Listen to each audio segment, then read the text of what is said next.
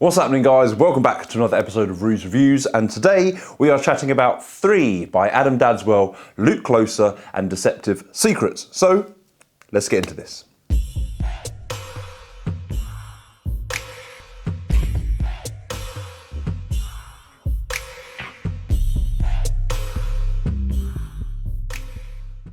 Yeah, I know it's been a very long time since I've said that intro, but I do apologise for the lack of reviews. I know it's been a long time, but life's just been busy, and that's just what happens. Thank you very much indeed if you have stayed around and you are subscribed to the channel. If you're new and you've never been here before, hello, my name is Rue. I do weird things for a living, including this review channel occasionally. And today, as I said, we are chatting about 3, which is a new download from the guys at Deceptive Secrets. If you don't know who Deceptive Secrets are, they are a company that's been started up by Adam Dadswell, who is a magician and mentalist living in Liverpool, I believe, in the UK. They've also produced one of my favourite projects of the year so far in Everyday ESP. I think if you haven't seen that before, you should go check that out as well. But 3 sits in its own little unique category. It is 3 effects in this one download, and the download itself is probably just under an hour long, but you get 3 effects within that. 2 of the effects are from Look Closer. If you don't know Luke works closely with Adam on some of the Deceptive Secret stuff. They're also very, very good friends and work together at the Oracle Bar sometimes up in Liverpool. The first 2 effects are from Luke, and the last one is from Adam. This is Luke's first foray into releasing anything for the community, and I know how nerve-wracking that can be, so well done, Luke. You've done a very good job just getting it out there, putting something out there. I think that's the beauty of downloads within Magic. It doesn't need to have, you know, these like huge built-up trailers and long, laborious sort of like promotion just to create hype. It's just one of those things that you can just get on with and release whenever you want because you're just filming it on a camera like this. So let's get into the first of Luke's effects. This is I Can, You Can. And it's not do as I do, even though that's kind of what that sounds like. It's actually an I Can. Right now, anyone that knows me knows that I have quite a prolonged hatred of any card at any number plots. That's just my own hookup. That's nothing to do with the Magic community or anything like that. I'm just not a fan of that particular plot. However, what Luke does with Magic in general, and I think he does this really, really well, is he simplifies everything to making it A, nice and workable and accessible for most people, and B, it kind of relaxes the image of what any card at any number can be, because as magicians we're so hyper focused on this super clean hands-off kind of effect that's, you know, the holy grail. It's dubbed the holy grail of Magic, probably why I hate it.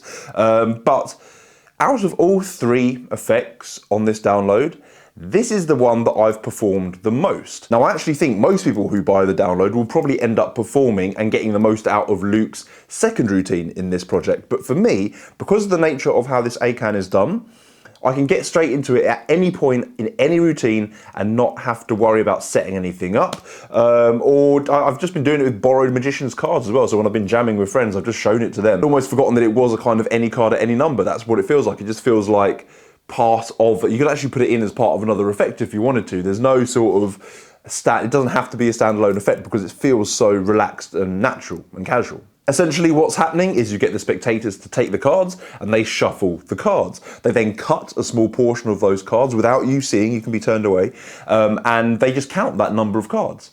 So they have a number in their mind. They place those cards back on top of the deck and you look at them and you're going to try and get them to send you this number that they're thinking of. When they do say this number, at the same time you name a playing card, which is kind of the coolest part in this. As soon as you name the playing card and they name a number, they're like, what? There's a bit of confusion going on. But then you say, wouldn't it be cool if at that number that you've named was the playing card that I've just named? And they count down, and at that number is the playing card. Now, I know you don't get that moment of somebody else naming a playing card, but I think that's the beauty of a simplistic ACAN like I Can, You Can, because that's literally why he's named it. If he can do it, if Luke can do it, then you can do it. It's a very simplistic way to perform a kind of any card at any number, but from a borrowed deck of cards or a freely shuffled deck of cards, And it looks so clean and so fair. The amount of magicians that I've shown this to who have just missed the moment. There's one move that I think you need to do. So bare minimal sleight of hand, but it's a move most card magicians should already know. And even if you're not a card magician, it's very, very easy to learn. But the amount of cover you have to do the move is built into the presentation. So you have complete free reign to just concentrate on your own performance. The next effect from Luke is called Cash in Hand. Now, Cash in Hand is Luke's version of the witch hand plot, except it's so much more than just a witch hand plot. Initially when I saw this, it sort of threw me back to Colin Cloud doing his witch hand routine on America's Got Talent. It's got that kind of vibe to it, but essentially what happens is in this routine is you give the spectators a folded £5 note, and that goes behind their back, and they can place it into whatever hand they want. At the same time, a card is then chosen by the spectators, they look at it and they remember it. You then go through a sequence of getting them to maybe place the card. If it's a black card, the banknote goes into their right hand. If it's a red card, it goes into the left hand. This kind of sequence. But not only do you just get them to move the note between each hand, you're also getting them to think of things like a location. So the location, London, Paris, wherever. And then at the same time, you're getting them to think of a time within that location. Okay, so it's got vibes of Mark Paul's, I forget the effect, but where he gets them to think of a location and a time. I think it might literally be called Time and Space or something like that. I can't remember the exact name of the effect, but I used to do that for years. God, that's annoying that I can't remember. Anyway, so not only do you have these extra bits of information that you can reveal from just a witch hand sort of effect, you can also reveal where that banknote will end up in their hands behind their back.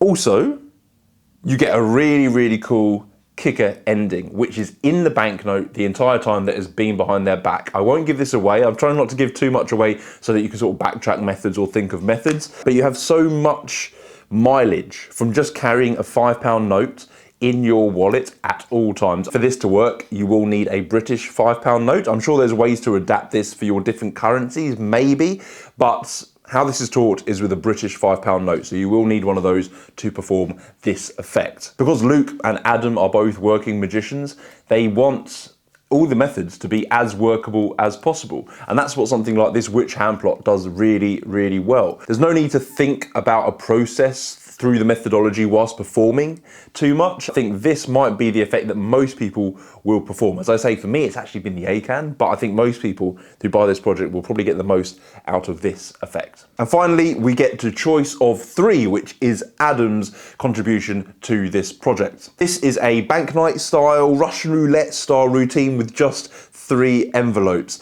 When I first saw this, immediately my mind went to Bank Fright, which is by Miles Thornton. It can be found in The Gnome Volume 2, and I think they also credit Miles in this project. I believe they're really good friends. I remember reading this in The Gnome and I was just like, yeah, this is really, really cool. And what Adam's done here is added a few more layers in, but the actual danger aspect of this is what you would find in Bank Fright. You start by showing your spectators 3 envelopes. They have a choice of one of those envelopes. Another spectator freely names a number, I should say.